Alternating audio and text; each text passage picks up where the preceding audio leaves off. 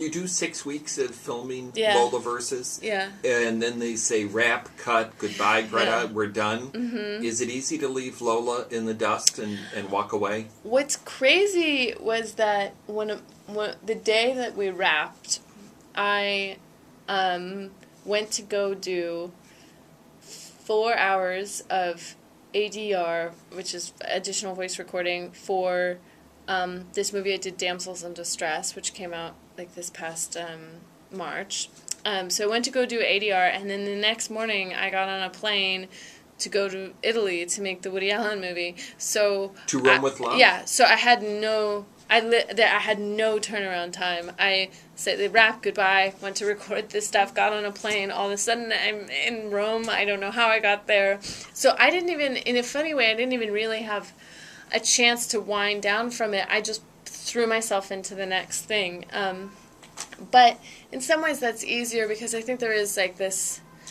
It's a real vacuum that's created when you stop making a movie, because it's all encompassing, and it's like 14 hours a day, and it's becomes this family and this character that you know so well, and then when it's gone, you just feel bereft. There's just a space in your life, and it's always hard to do that, which is why, I don't know, I think I probably...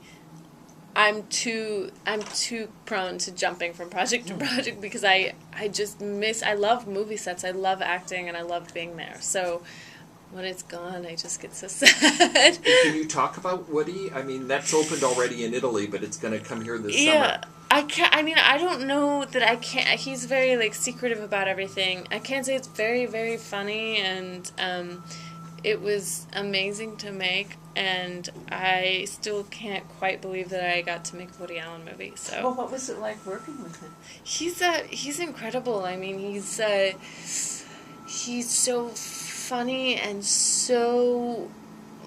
I mean, he's made movies for so long. It's almost like it's the way someone would drive to work. It's that unconscious for him. He's completely at ease on a movie set in a way that I don't think very many people get to be. Maybe him and like Clint Eastwood makes a lot of movies, but it would just total comfort. Like, that is where he is at home.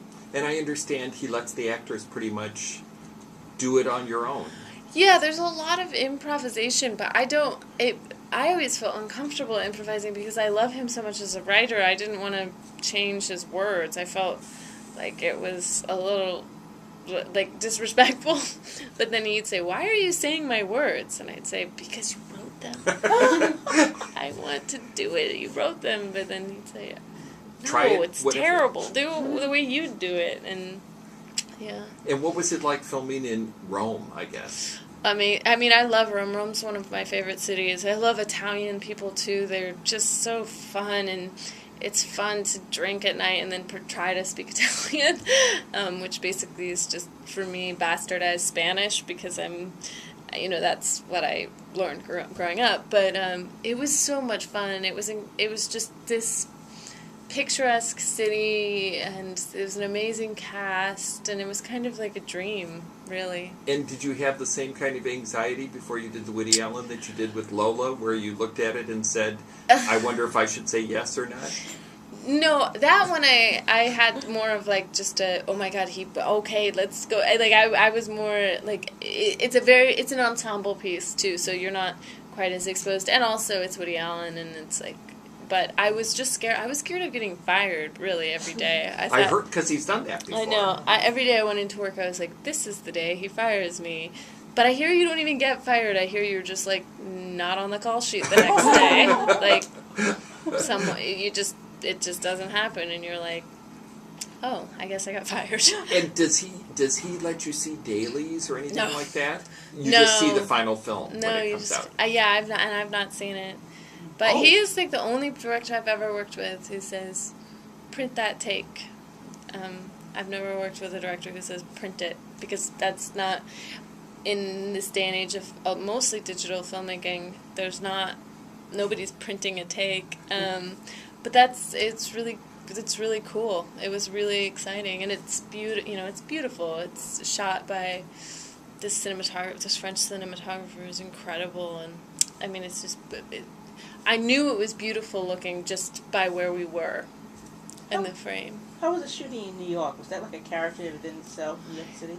Yeah, I mean, it was great. I mean, I live here, so I loved shooting close to home, and one of my favorite things about it was that they really tried to pay attention to where the like locations in a real way. Not, I think sometimes when movies come from LA to shoot New York, they'll just be like, let's just find the prettiest looking subway stop, but then it has no geographical actual representation to where, like, it'd be like, what, she lives in the East Village, why is there subway stop at City Hall? Like, it was like, didn't make sense, but they thought, oh, it looks pretty, there's trees. And I think this movie had more of like a relationship to, if you lived in Chinatown, your subway stop would be here, and like that was more, there's just more care taken with stuff like that. And because we all live here, there was less room for, you know, bullshitting when it came to that stuff because you couldn't do it. Yeah, and so were you able to, I guess, can you talk about your collaborative relationship with Daryl, and Sure. did he allow you to play around, like? Well, we had a lot of rehearsals before we started the shoot, so all the playing around, especially with the script, came before we actually shot. There wasn't a lot of actual improv once we started shooting, which I prefer most of the time because it's, I think sometimes, I mean, I like doing both. It's just, I think for this one it was nice to really have the script solid. But yeah, I had a very, they really let my voice in for the rehearsal process and like ramping up to shooting, and that was really nice. He's a very collaborative director. I'd say some directors don't let in other opinions, and he's very open to actors and producers and kind of allowing it to become a melting pot of viewpoints as opposed to a singularity. And what's next? Well, I don't know.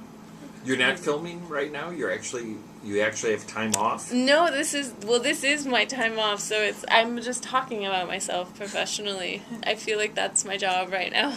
So since the Woody Allen, you haven't done another movie then?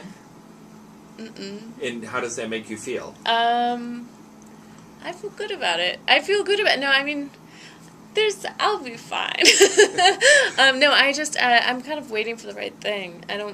I've never had the ability to, like, wait and not do something right away, and I think it's just nice to be able to take a deep breath and look for something that feels special as opposed to look for something that's just there. And that's, One last question.